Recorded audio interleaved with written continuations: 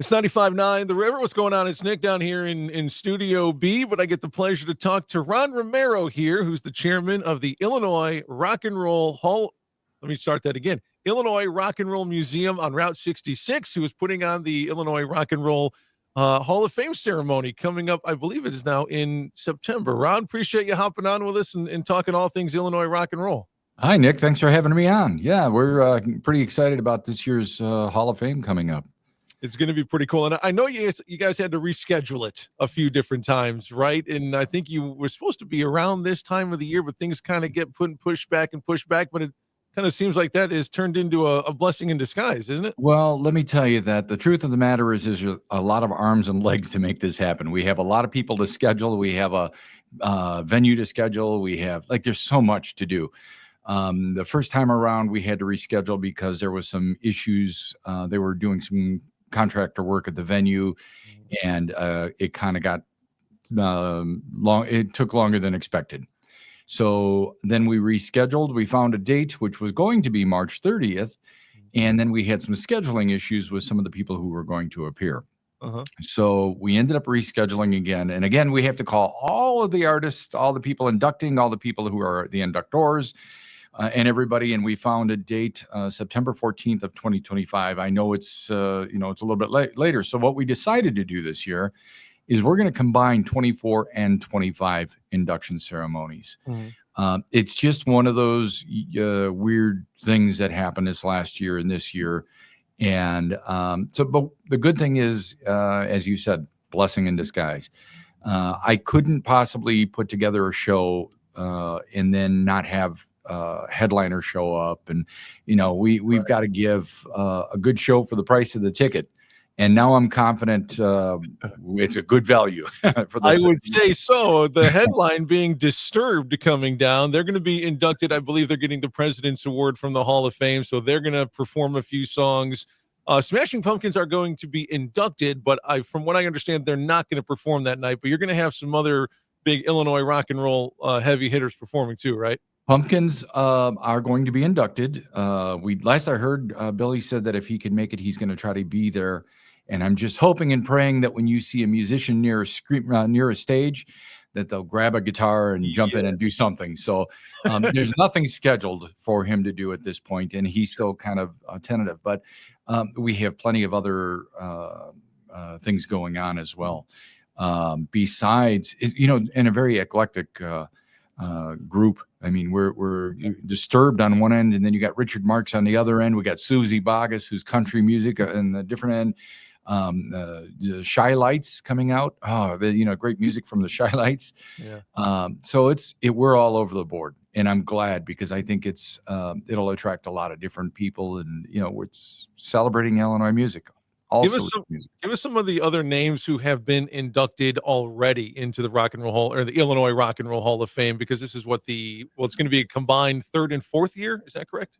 This is going to be combined the fourth and fifth year. Fourth and fifth. Okay. Fourth and fifth year. So in the past, we have had Cheap Trick, REO, Styx, Buddy Guy, Muddy Waters. Let's see who else.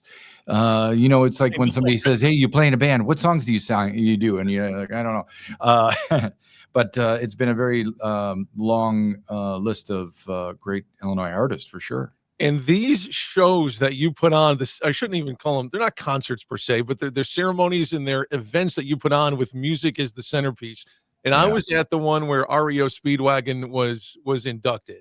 And Kevin Cronin was there to play along with a few other members of the band. But I remember it for two reasons. Number one, he was so great with the crowd. He answered questions like that. And his backing band for the final music was a band of teenagers. And the name is Serendipity? No, this was the Millennials. The Millennials. Yeah, it was teenagers who went out of their way, learned REO Speedwagon songs, and just blew everybody away. I know myself and a bunch of other people were dancing on the stage behind them. The crowd was going crazy. And it was just such a really cool moment there at the Rialto. You remember that? That was a highlight. Let me tell you something, how that came about. We knew that they were being inducted, and the REO team has been very gracious. The management, everybody, very good. And they said, we're going to be there. They're all excited about it. And wouldn't you know, the whole band came down with COVID. And so right. we got the call from the management who said they're not going to be able to make it. And then about a week, maybe 2 weeks out, they called and said, Kevin is about 95%. He wants to be there. The other guys are going to hang back just because they're still getting over it. And I'm like, oh, that's great. Well, they asked, is there a backup band there? And I said, yeah, let me put some thought to it. Well, a few years earlier, 2018, we put together a dedication to Illinois artists by using local artists to cover their songs. And one of them was this band, Millennials. And they did an REO song that was spot on, just perfect. And so, so we said, yeah, we've got a band. And I called the band up and I talked to the lead singer, Lindsay. And I said, hey, I want to ask you a question. We're doing this Hall of Fame thing. Would you be interested in performing? Would you come on out? And she said, are you kidding me? Yeah, we'd love to. And I said, okay, there's a catch to it though. And she goes, what's that? I said, you're going to be the backup band for Kevin Cronin from REO Speedwagon. And she goes, you're joking, right? I said, no, I'm not joking. So, they came out and did this thing. And Kevin, now there was no rehearsal for this either. They did it live on stage for the first time. And Kevin took the lead guitar player on his bus for a few minutes and they went over the chord changes and just made sure they had everything solid, right? That was their rehearsal. And those kids, man. Yeah, when the guitar player came off the bus, I was standing out in the back and he came off. He goes, I just got off the tour bus, REO tour bus, and sat in there with Kevin Cronin. So, I mean, that's kind of what our mission is here anyway, is we want to, promote and honor the music and then help any of the upcoming artists that are coming, that are doing things, and to be able to do that. And Kevin said it himself. He's a kid at heart, still is. I don't know what he is now, 73 years old, I think. Right. And he's still a kid at heart, still loves playing music. But to get up on stage, you were there. It's like every hair in my arm stood up when they kicked in. Right. Yeah, he still got it, man. He still got it. The band was awesome. And it was a moment that I won't forget. That's for sure. And I know, with the warmer weather coming up, tourism season starting to kick in. You're right on Route 66, says it right in your name. You try to pull in those Route 66 crowds, but you've had to kind of jump through a few hoops over the last few months to get the museum in shape. We had the tornado, derecho. You probably even got a little education on weather terminology. But how did the museum fare after that? I know there was some damage to the roof. And where are you guys with the repairs? Are you ready to welcome in a bunch of folks for tourist season? Yeah, this whole project hasn't been without challenges, for sure. I mean, we bought the building in 2019 and closed at the end of 2019 and went straight into COVID. So for a year, we sat silent. But last year in July, we got hit by EF1 winds. It wasn't quite a tornado, they said. It was actually a microburst. And it wasn't even our building. There was another building that was about a half a block away from here. Their roof blew off and flew about a half a block and just clipped the front of our building, damaged the facade, put a hole in our roof. Just maybe God letting us know that we've got some challenges and what can you take, right? So we've been working on that now. Insurance is helping to take care of all the damage and stuff. We've got a good contractor putting things together, and some of the specialty materials like terracotta out the facade. There's 3 companies in the United States that make that material.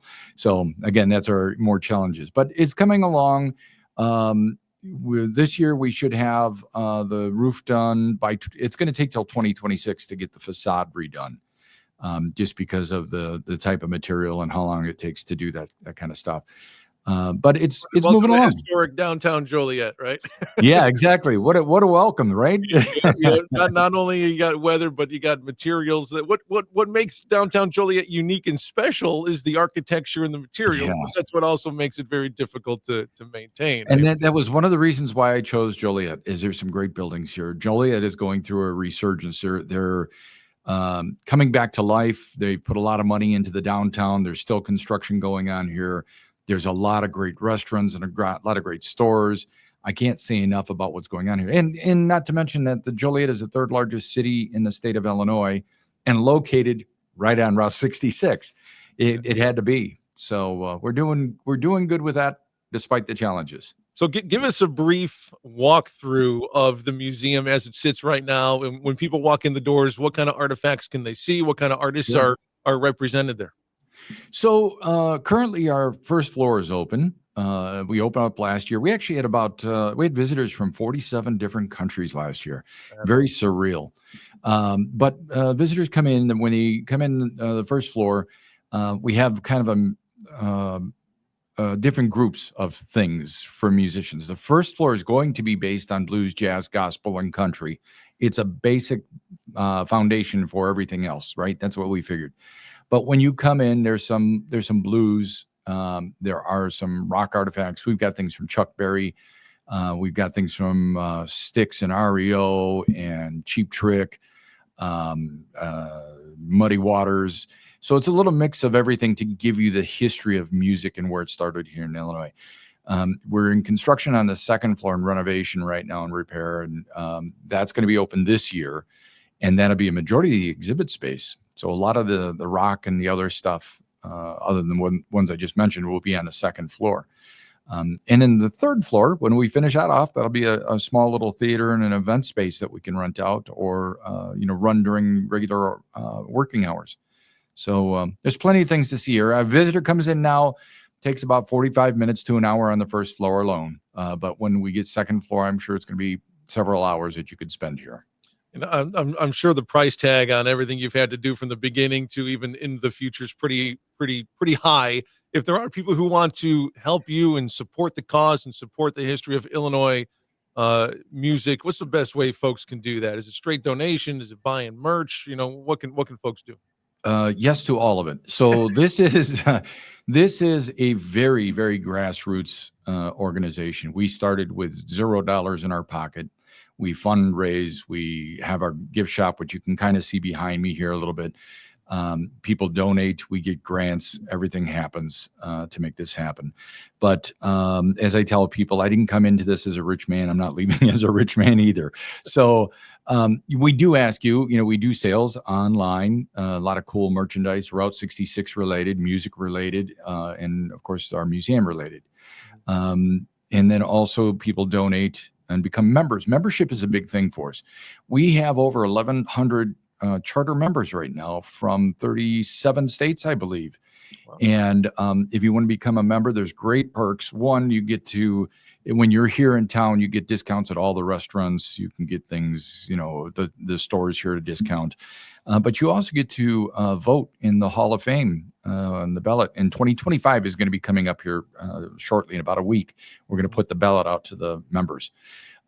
So the membership is a good way to help support that. You can either get that as an annual renewable, or you can get it as a lifetime. Right now, the prices aren't very high on that because we're lifting and getting off the ground. So that's why we call them our charter members. So has the Hall of Fame always been a part of the museum? Was it always part of the vision, or were you just going to do a museum and then, the Hall of Fame idea came later? No, actually, I have one of those ADD minds. so there's a lot of ideas that, when somebody says, so what are we going to do over here? Do you have plans for this? I'm like, they're all up here. I just got to get them to you. So the Hall of Fame, was actually a part of the plan to begin with. Third floor, where I mentioned we're going to have the theater, that's where the Hall of Fame is going to exist, on the third floor when we're finished with that. And it's beyond just a museum. We have a training center here to teach students how to run sound and lights, how to write songs, how to deal with trademarks and copyrights. And we have all professionals that come in to teach these classes.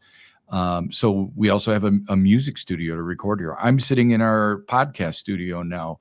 Come down and do a live show from here sometime. We could do that from here. Love to. So we're all set up to do that kind of stuff. Plus we've got our cameras and we've got a production studio here as well. So it's and then the people that are involved in this are very much like me with ADD minds. So we sit down and they call up the next day and I can't sleep. I've got these ideas. And I'm like, these are the people that I like to be around. Because we're building and adding on all the time. Well, I know some of the names you have involved there, so you got some pretty creative people helping you out. And I've had a chance to go down there a few different times. I was down there when Gigantar was brought into town, which was really cool moment. So if the folks watching this or listening to this who haven't been down to downtown Joliet to check out this place, it's really cool. It is, I think, just a small seed of what it is eventually going to become. So if there's businesses or folks with some money who want to invest in that or sponsor that, get their name attached to it, I highly suggest you do, because it's a really cool thing you got going on down there, Ron. I keep it up, and I wish you nothing but the utmost success, and not only with the ceremony coming up in September with Disturbed playing and everybody else, but with everything else you got coming up. If somebody does want information about tickets for the Hall of Fame ceremony or how to get downtown and visit the museum, where can they go? Go right to our website. It's roadtorock.org, and it's ROADTOROCK.org. Everything you want to know about the museum, how to donate, where we're located, anything. And if that fails and you can't find the answers you're looking for, please call us at the museum.